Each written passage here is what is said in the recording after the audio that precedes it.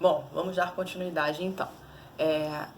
A Guerra dos Emboabas, ou Revolta dos Emboabas, ela já vai ocorrer entre os anos de 1707 e 1709, né? Vai durar um pouco mais do que a Revolta de Beckman, por exemplo, como nós acabamos de ver.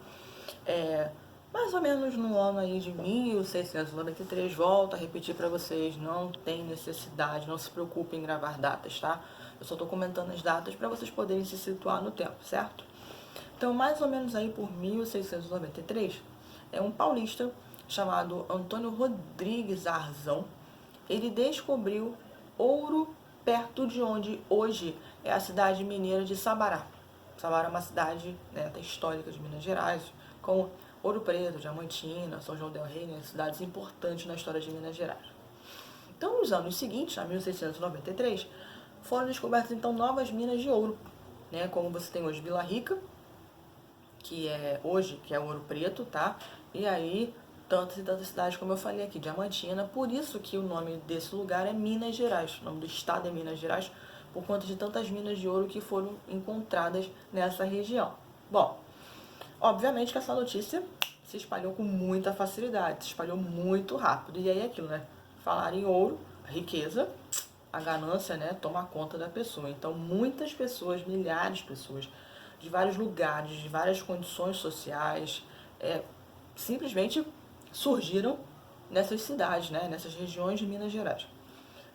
Vinham de Portugal, do próprio Rio de Janeiro, Bahia, São Paulo, de vários lugares do Brasil, de vários lugares da colônia portuguesa, né, que nós ainda tem, então, colônia de Portugal. E o que essas pessoas queriam? Enriquecer, né? Falou de ouro, sabendo que ouro era um metal, e é um metal, é muito valioso, né? Que traria muita riqueza. Então as pessoas queriam enriquecer e de maneira fácil. Que até então, se a região não era dominada, ninguém tomava conta, então com muita facilidade eles conseguiriam obter esse ouro dessas regiões. Bom, e aí, da África, né, vão ser trazidos para essas regiões muitos escravos para trabalharem na mineração, né, na extração desses minérios, desses metais preciosos, né. Então, nos primeiros anos aí de mineração, a gente vai ter muitos conflitos, né, após a chegada dos portugueses, após a chegada dos africanos, toda a população, né, que veio tanto para explorar quanto para trabalhar. A gente vai ter muitos confrontos por conta, né, da dominação nessas regiões de Minas. A maior revolta que a gente vai ter vai ser pela disputa do ouro que vai acontecer entre os paulistas, que descobriram, né, como eu falei, aquele paulista lá, o Antônio, né, que vai ser Antônio Rodrigues, né, que vai descobrir essas regiões. Então, a maior disputa a gente vai ter entre os paulistas e os forasteiros. Quem eram os forasteiros? A gente vai ter aqui portugueses e as pessoas que vieram de outros lugares do Brasil, tá? Porque eles queriam realmente ficar nessas regiões, porque eles queriam explorar a região, eles queriam ouro. Eles não se importavam com absolutamente nada, só queriam saber do ouro, a verdade é essa. Os portugueses, então, eles foram apelidados pelos paulistas de emboabas. Então, o que significa emboabas, professora, para quem não conhece essa expressão? Para alguns, essa expressão significa forasteiro, tá? Mas, na verdade, ela é uma palavra de origem indígena, emboaba, e ela significa ave de pés cobertos, tá? Esse vai ser, então, o apelido dado aos paulistas, né, que os paulistas vão dar aos portugueses pelo fato de calçarem botas, tá? Então, emboabas porque eles vão estar calçando botas.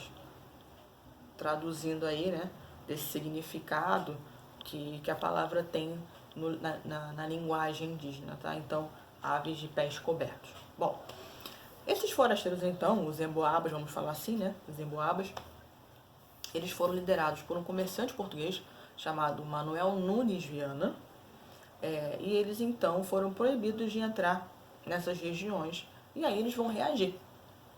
Como é que você vai proibir a gente de entrar nessas regiões? Não pode, eles vão reagir. Eles vão reagir, então, pegando em armas, tá? Esse conflito, então, ele vai se estender por 2 anos, vai de 1707 até 1709, e vai ficar conhecido como Guerra dos Emboabas.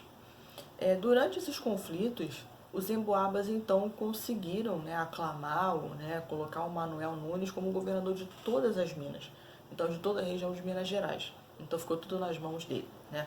Os Emboabas, então, vão vencer esse conflito, tá? Até porque, como eu acabei de falar, como eles vão conseguir colocar o Manuel Nunes como governador de todas as Minas, né? Já é meio que subentendido, então, que eles vão vencer esse confronto contra os paulistas.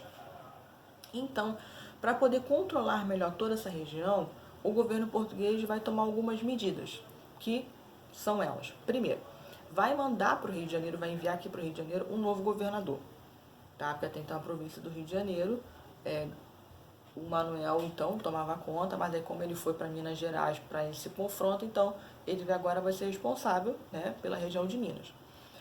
Vai criar uma capitania, que vai ser a capitania de São Paulo, e a de Minas de Ouro. Isso já em 1710, já um ano após o confronto, tá? Que até então fazia parte da capitania do Rio de Janeiro. Era tudo assim, digamos, um lugar só, né?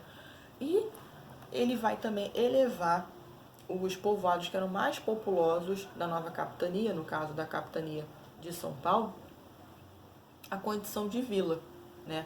A de São Paulo e a de Minas do Ouro, Minas de Ouro, que no caso vai ser depois Minas Gerais, né? Então, as cidades como Ribeirão de Nossa Senhora do Carmo, que atualmente é a cidade de Mariana, tá? Vila Rica, que atualmente é Ouro Preto, Sabará, São João del Rei, essas cidadezinhas, né, que hoje são, né, que fazem parte de Minas Gerais, elas vão ser levadas a condição de vila, porque nessa época era uma coisa assim, muito valorosa, uma cidade ser elevada ao nível de vila, isso era muito importante para eles, tá? Então, se uma cidade fosse elevada ao nível de vila, isso daí era assim, ser top, né? Porque até então nem todo mundo tinha esse status, digamos assim, tá? Então, ele foi aqui de Mariana, né? Infelizmente Mariana hoje, né, sofreu muito, hoje não, né? Passar do tempo sofreu, né, com aqueles problemas todos, né? Então Mariana, Brumadinho, enfim, né? Mas quem teve a oportunidade de conhecer, né? Eu infelizmente não tive, mas quem teve a oportunidade de conhecer viu quão bonita era a cidade de Mariana, né? As cidades históricas de Minas já são lugares muito bonitos, muito, muito interessantes, com muita história para contar.